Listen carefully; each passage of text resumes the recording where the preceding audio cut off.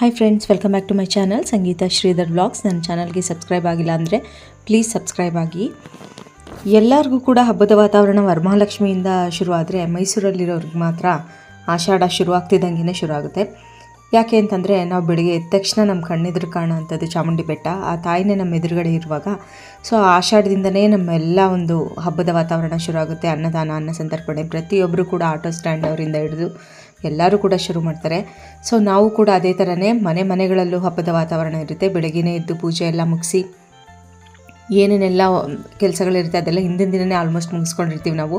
ಅವತ್ತಿನ ಬೆಳಗ್ಗೆ ಬರೀ ರಂಗೋಲಿ ಹಾಕಿ ಪೂಜೆ ಮಾಡಿ ದೇವ್ರನ್ನ ಒಂದು ತೃಪ್ತಿಪಡಿಸೋವಂತಹ ಒಂದು ದಿನ ಅಂತ ಹೇಳ್ಬೋದು. ನಾನು ಹಾಗೆಯೇ ದೇವ್ರ ಪೂಜೆ ಎಲ್ಲ ಮಾಡಿದೆ. ಹಿಂದಿನ ದಿನವೇ ಎಲ್ಲ ಕ್ಲೀನ್ ಮಾಡ್ಕೊಂಡಿದ್ದರಿಂದ ಇವತ್ತೇನು ನನಗೆ ಅಷ್ಟೊಂದೆಲ್ಲ ರಿಸ್ಕ್ ಇರಲಿಲ್ಲ. ಬಟ್ ರಂಗೋಲಿ ಎಲ್ಲ ಹಾಕಿ ಪೂಜೆ ಮಾಡಿ ಎಲ್ಲ ಮಾಡಿಕೊಂಡೆ. ಬೆಳಗ್ಗೆ ಒಂದು 6 ಗಂಟೆ 5:30-6 ಗಂಟೆ ಅಷ್ಟರಲ್ಲಿ ಎದ್ಬಿಟ್ಟು ಸೊ ಅದಾದಮೇಲೆ ಅಡುಗೆನೂ ಮಾಡ್ಬಿಡೋಣ ಅಂತ ಅಂದ್ಬಿಟ್ಟು ಒಟ್ಟಿಗೆ ಮಾಡ್ತಾಯಿದ್ದೆ. ಅವತ್ತು ನನಗೆ ವ್ಯಾಲ್ಯೂಯೇಷನ್ನು ಕೂಡ ಇದ್ದಿದ್ದರಿಂದ ಬೆಳಗ್ಗೆ ಸಾಂಬಾರು ಜೊತೆಗೆ ಮಾಡಿಬಿಟ್ರೆ ಒಳ್ಳೆಯದು ಅಂತ ಅಂದ್ಬಿಟ್ಟು ತಿಂಡಿ ಜೊತೆ ಫಸ್ಟ್ ಸಾಂಬಾರು ಕುದಿಯೋಕೆ ಇಟ್ಬಿಟ್ಟೆ. ಸೊ ಅದಾದಮೇಲೆ ನಾನು ತಿಂಡಿ ಮಾಡ್ಕೊಂಡ್ರಾಯ್ತು, ಯಾಕೆಂದರೆ ಬಿಸಿ ಇರುವಾಗಲೇ ತಿನ್ನಬೇಕಲ್ವ ಅಂತ ಅಂದ್ಬಿಟ್ಟು. ಅದಾದಮೇಲೆ ನಾನು ಬಾತ್ಗೆ ರೆಡಿ ಮಾಡಿಕೊಂಡೆ. ಬಾತ್ ಅಂತಂದರೆ ಸ್ವಲ್ಪ ರುಬ್ಬಿಟ್ಟು ಮಾಡ್ತಾರಲ್ಲ, ಸೊ ಅದೇ ಥರನೇ ಮಾಡೋಣ ಅಂತಂದ್ಬಿಟ್ಟು ಮಾಡಿದೆ. ಸೊ ಎಲ್ಲರಿಗೂ ಗೊತ್ತಿರೋವಂಥ ರೆಸಿಪೀಸೇ ಬಾತ್ ಅಂತಂದರೆ. ನೋಡಿ, ನಾನು ಅದೇ ಥರನೇ ಫಸ್ಟು ಎಣ್ಣೆ ಹಾಕ್ಬಿಟ್ಟು ಅದಕ್ಕೆ ಬೇಕಾಗಿರೋವಂಥ ಐಟಮ್ಸ್ಗಳು, ಈರುಳ್ಳಿ ಎಲ್ಲ ಪ್ರತಿಯೊಂದು ಹಾಕಿ ಫ್ರೈ ಮಾಡಿ, ಜಿಂಜರ್ ಗಾರ್ಲಿಕ್ ಪೇಸ್ಟ್ ಇರ್ಬೋದು, ಪ್ರತಿಯೊಂದೂ ಹಾಕ್ಬಿಟ್ಟು ಒಂಥರ ನಮಗೆ ಇದೊಂಥರ ಬೆಳಗ್ಗೆ ಮಾಡಿದ್ರೆ ಅಟ್ಲೀಸ್ಟು ಒಂದು ಜನಗಳ ಅಲ್ಲಿ ಮನೆ ಜನಗಳೆಲ್ಲ ಹೊಟ್ಟೆ ತುಂಬ ತಿನ್ನೋ ಅಂಥ ಒಂದು ಪದಾರ್ಥ ಈ ಬಾತು. ಅದರಲ್ಲೂ ಕೂಡ ತುಂಬ ಟೇಸ್ಟಿಯಾಗಿ ಆಗ್ಬಿಟ್ರಂತೂ 2 ಸರಿ ಹಾಕಿಸ್ಕೊಂಡು ತಿಂತಾರೆ. ಸೊ ನಾವು ಜಾಸ್ತಿ ಪ್ರಿಫರ್ ಮಾಡೋದೇನೆ ಎಸ್ಪೆಷಲಿ ನಮ್ಮ ಮನೆಗಳಲ್ಲೆಲ್ಲ ಬಾತ್ ಮತ್ತು ವಡೆ ಮಾಡಿಬಿಡ್ತೀವಿ ಈ ಥರ ಹಬ್ಬದ ದಿನಗಳಲ್ಲಿ ಏನಾದರೂ ಇದ್ದರೆ. ಸೊ ನಾನು ಅದೇ ಥರನೇ ಬೆಳಗ್ಗೆನೇ ಬಾತ್ ರೆಡಿ ಮಾಡಿದೆ. ಅದಾದಮೇಲೆ ನಾವು ಮಾಮೂಲಿ ಆ್ಯಸ್ ಯೂಶ್ವಲ್ ಟೀ ಮಾಡಿದೆ. ನಮ್ಮ ಮನೆ ಜನಗಳು ಸ್ವಲ್ಪ ಅಂದರೆ ನನ್ನಿಂದನೇ ಶುರು ಮಾಡಿರೋದು. ತಿಂಡಿ ಆದ ತಕ್ಷಣ ಒಂಚೂರು ಟೀ ಕುಡಿಯೋ ಅಭ್ಯಾಸ ನನ್ನಿಂದ ಸ್ಟಾರ್ಟ್ ಆಗಿದೆ ಅಂತ ಹೇಳ್ಬೋದು ಇಲ್ಲಿಗೆ ಬಂದಮೇಲೆ. ಸೊ ನಮ್ಮ ಪಾಪಗೆ ಬೂಸ್ಟ್ ಹಾಕಿದೆ, ನಮಗೆ ಟೀ ಮಾಡಿಕೊಂಡೆ. ತಿಂಡಿ ಆದಮೇಲೆ ನೋಡಿ ಪಾಪು ಬಂದಳು. ಅವಳನ್ನ ರೆಡಿ ಮಾಡಿಸಿ ಅವಳನ್ನೂ ಸ್ಕೂಲ್ಗೆ ಕಳಿಸ್ಬೇಕು. ನಾನು ವ್ಯಾಲ್ಯೂಯೇಷನ್ಗೆ ಹೋಗಬೇಕಿತ್ತು. ನೋಡಿ ಅವಳು ಹೇಳೋಕ್ಕಿಂತ ಮುಂಚೆನೇ ನಾನು ನೈಟೇ ಇದನ್ನು ಅವಳ ಬ್ಯಾಗ್ಗಳು ಮತ್ತು ಅವಳದು ಎಲ್ಲ ಏನೇನೆಲ್ಲ ಒಂದು ಪೌಡರು ಮತ್ತು ಕ್ರೀಮ್ಸ್ ಇರುತ್ತಲ್ಲ ಅದನ್ನೆಲ್ಲ ತೆಗೆದು ಈಚೆ ಇಟ್ಕೊಂಡು, ಯೂನಿಫಾರ್ಮ್ ಎಲ್ಲ ಈಚೆ ಇಟ್ಕೊಂಡು, ಅವಳು ವಾಟರ್ ಬಾಟಲ್ ಪ್ರತಿಯೊಂದು ಕೂಡ ರೆಡಿ ಮಾಡಿ ಇಟ್ಬಿಡ್ತೀನಿ. ಇಲ್ಲ ಅಂತಂದರೆ ಹೊರಡೋ ಟೈಮಲ್ಲಿ ಸುಮ್ಮನೆ ಗಡಿಬಿಡಿ ಆಗೋದು ಬೇಡ ಅಂತ. ಯಾಕೆಂದರೆ ಇದು ನಮಗೆ ಫಸ್ಟ್ ಎಕ್ಸ್ಪೀರಿಯೆನ್ಸ್ ಅಲ್ವಾ, ಇದೆಲ್ಲ ಸ್ಕೂಲಿಗೆ ಕಳಿಸ್ತಾ ಇರೋದು ಅದೆಲ್ಲ ಅಂತ. ಆಮೇಲೆ ಅವಳು ರೆಡಿ ಆದಳು. ಅವರಪ್ಪ ನಾನೇ ಬಿಟ್ಕೊಡ್ತೀನಿ ಅಂತಂದರು. ಆದರೂ ಬೇಡ ಒಂದಿನ ಹಂಗೆ ರೂಢಿ ಆಗಿಬಿಟ್ರೆ ಆಮೇಲೆ ವ್ಯಾನಲ್ಲಿ ಹೋಗೋಲ್ಲ, ಪಪ್ಪನೇ ಬಿಡಬೇಕು ಅಂದ್ಬಿಟ್ರೆ ಏನು ಮಾಡೋದು ಅಂದ್ಬಿಟ್ಟು ನಾವು ಏನು ಎಮರ್ಜೆನ್ಸಿ ಇದ್ದಾಗ ಬಿಟ್ರಾಯ್ತು, ಇಲ್ಲಾಂದರೆ ಅವಳು ವ್ಯಾನಲ್ಲೇ ಹೋಗಲಿ ಅಂದ್ಬಿಟ್ಟು ಕಳಿಸಿದ್ವಿ. ಅದಾದಮೇಲೆ ನಾನು ವ್ಯಾಲ್ಯೂಯೇಷನ್ ಇತ್ತು, ಸೊ ವ್ಯಾಲ್ಯೂಯೇಷನ್ಗೆ ಹೋಗಿದ್ವಿ. ಸೊ ಅಲ್ಲೆಲ್ಲ ಕ್ಯಾಪ್ಚರ್ ಜಾಸ್ತಿ ಮಾಡೋಂಗಿಲ್ಲ. ಸೊ ಹೊರಗಡೆಯಿಂದ ಮಾತ್ರ 2 ಕ್ಲಿಪ್ಪಿಂಗ್ಸ್ ತೆಗ್ದಿರೋದಷ್ಟೇ. ಸುಮ್ಮನೆ ಏನಕ್ಕೆ ಬೇಕು ರಿಸ್ಕ್ ಅಲ್ವಾ, ಸುಮ್ಮನೆ ಇಲ್ಲದಿರೋದೆಲ್ಲ ಸೀನ್ ಕ್ರಿಯೇಟ್ ಆಗೋದು ಬೇಡ ಅಂತ ವ್ಯಾಲ್ಯೂಯೇಷನ್ಗೆ ಹೋಗಿದ್ದು ಬಂದಮೇಲೆ ಆ್ಯಸ್ ಯೂಶ್ವಲ್ ವಡೆಗೆ ರೆಡಿ ಮಾಡ್ಕೊಂಡು ವಡೆ ಮತ್ತು ಟೀ ಆಯಿತು. ಸೊ ಅದಾದಮೇಲೆ ಈವ್ನಿಂಗು ಒಂದು 6:30 ಅಷ್ಟರಲ್ಲಿ ದೀಪ ಹಚ್ಬಿಡೋಣ ಹೊರಗಡೆಗೂ ಅಂತ ಅಂದ್ಬಿಟ್ಟು. ಏಕೆಂದರೆ ನಮ್ಮ ಮನೆ ಎದುರುಗಡೆನೇ ಚಾಮುಂಡಿ ಬೆಟ್ಟ ಅಷ್ಟು ಚೆನ್ನಾಗಿ ಕಾಣುತ್ತೆ. ನಮ್ಮ ಏರಿಯಾ ಸ್ವಲ್ಪ ಹೈಟಲ್ಲಿರೋದ್ರಿಂದ ಅಷ್ಟು ನೋಡಿ ಅಲ್ಲಿ ಎಷ್ಟು ಚೆನ್ನಾಗಿ ಕಾಣುತ್ತೆ ಅಂತ. ಅಲ್ಲಿ ಗೋಪುರನೂ ಕೂಡ ಕಾಣುತ್ತೆ, ಇಲ್ಲಿಂದ ಅದು ಕಾಣಿಸ್ತಿಲ್ಲ ಅಷ್ಟೇ. ಸೊ ಅದಾದಮೇಲೆ ನಮ್ಮ ಪಾಪದು ಸ್ವಲ್ಪ ನಾನು ಸ್ವಲ್ಪ ದೇವ್ರ ಹಾಡುಗಳನ್ನೆಲ್ಲ ಹಾಕ್ತೀನಿ. ಸೊ ಅವಳು ಕೂಡ ಡ್ಯಾನ್ಸ್ ಮಾಡ್ತಿದ್ಲು.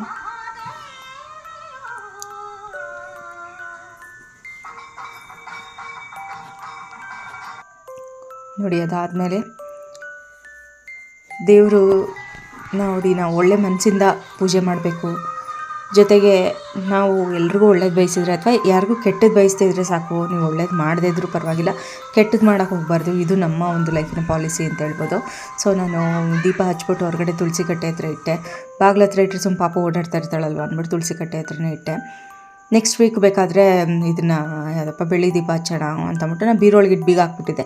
ಸುಮ್ಮನೆ ಶುಕ್ರವಾರ ಏನಕ್ಕೆ ಹೊರಗಡೆ ತೆಗೆಯೋದು ಅಂತ ಅಂದ್ಬಿಟ್ಟು ನಾನು ನೆಕ್ಸ್ಟ್ ವೀಕ್ ಹಚ್ಚೋಣ ಅಂತಂದ್ಬಿಟ್ಟು ಮಣ್ಣಿನ ದೀಪನೇ ಆರತಿ ಮಾಡ್ಬಿಟ್ಟು ಈಚೆ ಇಟ್ಟೆ. ಮತ್ತು ಬೆಲ್ಲದ ಆರತಿನೂ ಕೂಡ ಮಾಡ್ಬೋದು, ಅದು ಒಂದೊಂದು ವಾರ ಒಂದೊಂದು ಥರ ಮಾಡೋಣ ಅಂತ.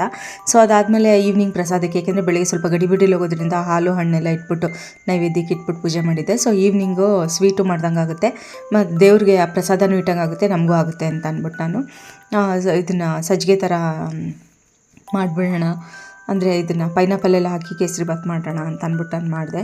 ಸೊ ತುಪ್ಪ ಹಾಕಿ ಮಾಮೂಲಿ ಡ್ರೈ ನಟ್ಸು ಫ್ರೂಟ್ಸ್ ಎಲ್ಲ ಹಾಕಿ ಮಾಡೋ ಅಂಥದ್ದು. ಸೊ ದೇವ್ರಿಗೂ ಇಟ್ಟಂಗೆ ಆಗುತ್ತೆ ಅಂತ ಅಂದ್ಬಿಟ್ಟು ನಾನು ಇದೊಂದು ಪಾತ್ರೆ ಅದಕ್ಕೆ ಅಂತಲೇ ಇಟ್ಕೊಂಡಿದ್ದೀನಿ. ಮಾಮೂಲಿ ಬಾಣಲಿ ಯೂಸ್ ಮಾಡಲ್ಲ, ಯಾಕೆಂದರೆ ಅದರಲ್ಲೆಲ್ಲ ನಾನ್ ವೆಜ್ ಏನಾರ ಮುಟ್ಟಿಸ್ಬಿಟ್ಟಿದ್ರೆ ಅಂತ ಅಂದ್ಬಿಟ್ಟು ನಾನು ಅದನ್ನು ಜಾಸ್ತಿ ಯೂಸ್ ಮಾಡೋಕ್ಕೆ ಹೋಗೋಲ್ಲ. ಸುಮ್ಮನೆ ಏನಕ್ಕೆ ಅಲ್ವಾ. ಸೊ ಒಗ್ಗರಣೆದೊಂದು ಹಾಕ್ತೀವಲ್ಲ ಅದೊಂದು ಮಡೀಲಿ ಇಟ್ಕೊಂಡಿದ್ದೀನಿ, ಇದೊಂದು ಮತ್ತು ಹಾಲು ಕಾಯಿಸೋ ಪಾತ್ರೆಗಳು. ಇವಿಷ್ಟಕ್ಕೂ ನಾನು ಏನೋ ಒಂದು ಥರ ಏನು ಟಚ್ ಮಾಡ್ಸೋಕ್ಕೆ ಹೋಗಿಲ್ಲ ನಾನ್ ವೆಜ್ಜು. ಸೊ ಅದಕ್ಕೆ ಇಂಥ ಪಾತ್ರೆಗಳಲ್ಲಿ ಮಾತ್ರ. ಇದು ಗೋಧಿ ಹಿಟ್ಟು ಕಲಿಸ್ಕೊಳ್ಳೋ ಅಂಥದ್ದು, ನಾನು ಚಪಾತಿ ಮಾಡುವಾಗ ಇದರಲ್ಲೇ ಗೋಧಿ ಹಿಟ್ಟು ಕಲಿಸೋದು. ಸೊ ಅದರಿಂದ ಇದನ್ನು ನಾವು ಬೇರೆ ಏನೂ ಪದಾರ್ಥ ಮುಟ್ಟಿಸಿಲ್ಲ ಅಂತ ಹೇಳ್ಬೋದು. ಸೊ ಇದಿತ್ತು, ಪೈನಾಪಲ್ ಇತ್ತು. ಸುಮ್ಮನೆ ಹಾಗೆ ಬಿಡೋದಕ್ಕಿಂತ ಇದು ಪೈನಾಪಲ್ ಕೇಸರಿ ಬಾತ್ ಮಾಡೋಣ ಅಂತ ಅಂದ್ಬಿಟ್ಟು ನಾನು ಮಾಡಿದೆ. ಸೊ ನಾವು ಡ್ರೈ ಫ್ರೂಟ್ಸ್ ಎಲ್ಲನೂ ತುಪ್ಪದಲ್ಲಿ ಹುರ್ಕೊಂಡಿರ್ತೀವಲ್ಲ, ಹುರ್ಕೊಂಡು ಎತ್ಕೊಂಡು ಅದೇ ತುಪ್ಪ ಏನು ಮಿಕ್ಕಿರುತ್ತೆ ಅದಕ್ಕೇ ಸ್ವಲ್ಪ ಇದನ್ನು ಪೈನಾಪಲ್ನ ಕಟ್ ಮಾಡ್ಕೊಂಡು ಹಾಕ್ಕೊಂಡು ಸ್ವಲ್ಪ ಫ್ರೈ ಮಾಡ್ಕೊಳ್ಳೋದು ಅಷ್ಟೇ. ಸೊ ಅದಾದಮೇಲೆ ಆ್ಯಸ್ ಯೂಶ್ವಲ್ ನೀರು ಹೆಚ್ಚಿಸ್ಕೊಂಡು ಹುರಿದಿರೋ ರವೆ ಹಾಕ್ಕೊಂಡು ಮಿಕ್ಸ್ ಮಾಡೋದು. ಸೊ ಇದಕ್ಕೆ ಹಾಲನ್ನ ಹಾಕೋಕ್ಕೆ ಹೋಗ್ಬಾರ್ದು. ನಾವು ಮಾಮೂಲಿ ಕೇಸರಿ ಬಾತ್ಗಳಿಗೆ ಹಾಲು ಹಾಕಿದ್ರೆ ಅದು ಒಗ್ಗುತ್ತೆ. ಇದಕ್ಕೆ ಏನು ಅಂತಂದರೆ ಇದು ಹುಳಿ ಇರೋದ್ರಿಂದ ಒಡ್ಕೊಳ್ಳೋ ಚಾನ್ಸಸ್ ತುಂಬ ಇರುತ್ತೆ. ಸೊ ಅದಕ್ಕೋಸ್ಕರನೇ ಪೈನಾಪಲ್ ಹಾಕಿದಾಗ ಅದರ ಹುಳಿ ಐಟಮ್ಸ್ಗಳು ನೋಡ್ಕೋಬೇಕು. ಅದು ಹಾಕಿದಾಗ ಹಾಲನ್ನ ಹಾಕೋಕ್ಕೆ ಹೋಗ್ಬಾರ್ದು. ಸೊ ಅದು ಒಂದು ಕುದಿ ಬಂದಾದಮೇಲೆ ನೋಡಿ ನಾನು ಸಕ್ಕರೆ ಹಾಕಿಲ್ಲ ಇನ್ನೂ. ಸೊ ಈ ಟಿಪ್ಸ್ ಎಲ್ರಿಗೂ ಆಲ್ಮೋಸ್ಟ್ ಗೊತ್ತಿರುತ್ತೆ ಅನಿಸುತ್ತೆ, ಯೂಟ್ಯೂಬ್ ನೋಡೋರ್ಗೆ ಎಲ್ರಿಗೂ. ಸಕ್ಕರೆ ಲಾಸ್ಟಲ್ಲಿ ಹಾಕಬೇಕು ಅನ್ನೋದು. ನಾನು ರವೆನ ನಿಧಾನಕ್ಕೆ ಹಾಕಿ ಕದರ್ತಾ ಇದ್ದಿದೆ, ಏಕೆಂದರೆ ಗಂಟಾಗ್ಬಿಡ್ಬಾರ್ದು ಅಂದ್ಬಿಟ್ಟು ನಿಧಾನಕ್ಕೆ ಕಡಿಮೆ ಉರಿಗೆ ಇಟ್ಕೊಂಡು ಅದನ್ನು ಕದರಿದೆ. ಸೊ ಇದಕ್ಕೆ ಏನು ಅಂತಂದರೆ ನಾವು ಟೇಸ್ಟ್ ನೋಡಿರಲ್ಲ, ದೇವ್ರಿಗೆ ಇಡಬೇಕು ಅಂತಂದಾಗ ಟೇಸ್ಟ್ ನೋಡಬಾರ್ದಲ್ವ. ಸೊ ಅದಕ್ಕೋಸ್ಕರ ಲಾಸ್ಟಲ್ಲಿ ಸಕ್ಕರೆನ ಹಾಕ್ಕೊಂಡ್ರೆ ಅದು ಶೈನಿಂಗು ಚೆನ್ನಾಗಿ ಬರುತ್ತೆ, ಮತ್ತು ಮುದ್ದೆ ಥರ ನೀರು ಥರ ಆಗೋಲ್ಲ, ಒಂಥರ ಚೆನ್ನಾಗಿರುತ್ತೆ. ಒಂದು ಸ್ವಲ್ಪ ಫುಲ್ ಒಂಥರ ಅದು ಆಯಿಲಿ ಅಲ್ಲ, ಬಟ್ ನೋಡೋಕೆ ಆ ಥರ ಒಂಥರ ಶೈನಿಂಗ್ ಥರ ಕಾಣುತ್ತೆ. ಟೇಸ್ಟು ತುಂಬ ಚೆನ್ನಾಗಿರುತ್ತೆ. ಸೊ ಇದು ಸಕ್ಕರೆನ ನಾನು ಕಣ್ಣಳ್ತೆಗೆ ಹಾಕಿರೋದು ಅಷ್ಟೇ. ಒಂದು ಕಪ್ಪು ಇದಕ್ಕೆ ರವೆಗೆ 1 ಕಪ್ ಸಕ್ಕರೆ ಆ ಥರ ಹಾಕಿರೋದು. ಏಕೆಂದರೆ ನಮ್ಮ ಮನೇಲಿ ಸ್ವಲ್ಪ ಶುಗರ್ ಜಾಸ್ತಿ ಯೂಸ್ ಮಾಡಲ್ಲ, ದೊಡ್ಡವರೆಲ್ಲ ಇದ್ದಾರಲ್ವ, ಅದಕ್ಕೋಸ್ಕರನೇ. ನೆಕ್ಸ್ಟ್ ಲಾಸ್ಟಲ್ಲಿ ಡ್ರೈ ಫ್ರೂಟ್ಸು ಮತ್ತು ಒಂದು ಲವಂಗ, ಏಲಕ್ಕಿ ಪೌಡ್ರು, ಸೊ ಇಷ್ಟನ್ನೆಲ್ಲ ಮಿಕ್ಸ್ ಮಾಡ್ಕೊಳ್ಳೋದ್ರಾಯ್ತು. ಸೊ ಇಷ್ಟು ಮಿಕ್ಸ್ ಮಾಡಾದಮೇಲೆ ಫಸ್ಟು ದೇವ್ರಿಗೆ ಎತ್ತಿಟ್ಬಿಡೋಣ, ಅದಾದಮೇಲೆ ಎಲ್ರಿಗೂ ಕೊಡೋಣ ಅಂತಂದ್ಬಿಟ್ಟು ನಾನು ಹೆಂಗೂ ದೀಪ ಹಚ್ಚಿದೆ ಅಲ್ವಾ. ಸೊ ಮೇಲುಗಡೆ ಇನ್ನೊಂದು ಸ್ವಲ್ಪ ತುಪ್ಪ ಹಾಕ್ಕೊಂಡೆ. ಸೊ ತುಪ್ಪ ಹಾಕಿ ಎಲ್ಲ ಮಿಕ್ಸ್ ಮಾಡಾದ್ಮೇಲೆ ನೋಡಿ, ಅದು ಹೊಸ ತುಪ್ಪ ಯೂಸ್ ಮಾಡದೇ ಇರೋದು. ಸೊ ದೇವ್ರಿಗೆ ಯೂಸ್ ಮಾಡಬೇಕಾದ್ರೆ ಅಷ್ಟೇ ಒಂಚೂರಾದರೂ ಪರವಾಗಿಲ್ಲ, ಬೇರೆ ತೆಗೆದಿಟ್ಕೊಬಿಡ್ಬೇಕು. ಸೊ ಒಂದು ನಿಮಿಷ ಸಿಮ್ಮಲ್ಲಿ ಇಟ್ಬಿಟ್ರೆ ಸಾಕು, ರೆಡಿ ಅಂತ ಅರ್ಥ.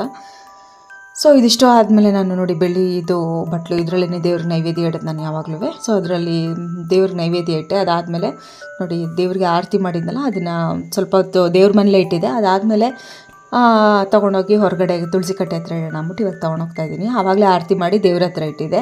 ಸೊ ಇವಾಗ ತೊಗೊಂಡೋಗಿ ತುಳಸಿ ಕಟ್ಟೆ ಹತ್ರ ಇಟ್ಬಿಡೋಣ ಅಂತ ಅಂದ್ಬಿಟ್ಟು ತೊಗೊಂಡೋದೆ. ಯಾಕೆಂದರೆ ಒಳಗಡೆ ದೇವ್ರ ಮನೇಲಿ ಆಲ್ರೆಡಿ ದೀಪ ಉರಿತಾ ಇರುತ್ತೆ.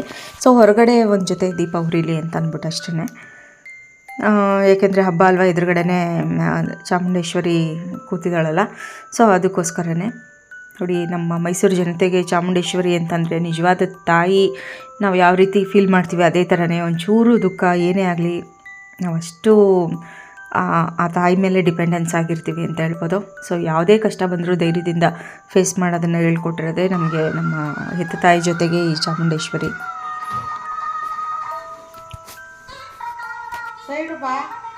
ಪಾಪ ಇಲ್ಲಿ ನೋಡು,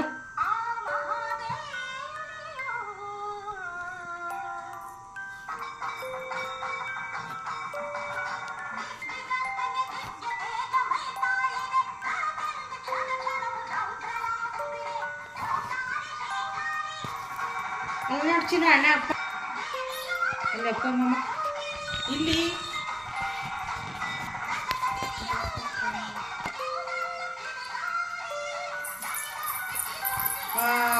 ಡ್ಯಾನ್ಸ್ ಮಾಡುವಂತಿದೆ. ಅವಲ್ಲಿ ಹಸು ಅನ್ಕೊಂಡು ಮಾಡಿಲಿ.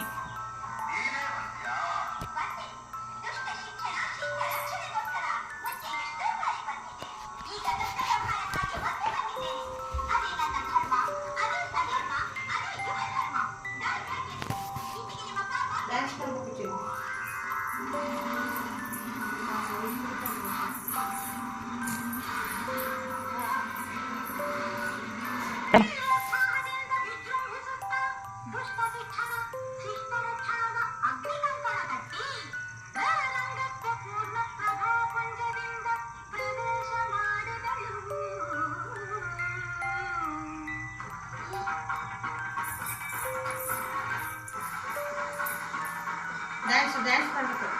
ಮಾಮಿ ಅಮ್ಮ ಅಕ್ಕ ಮಾಡ್ತಮ್ಮ.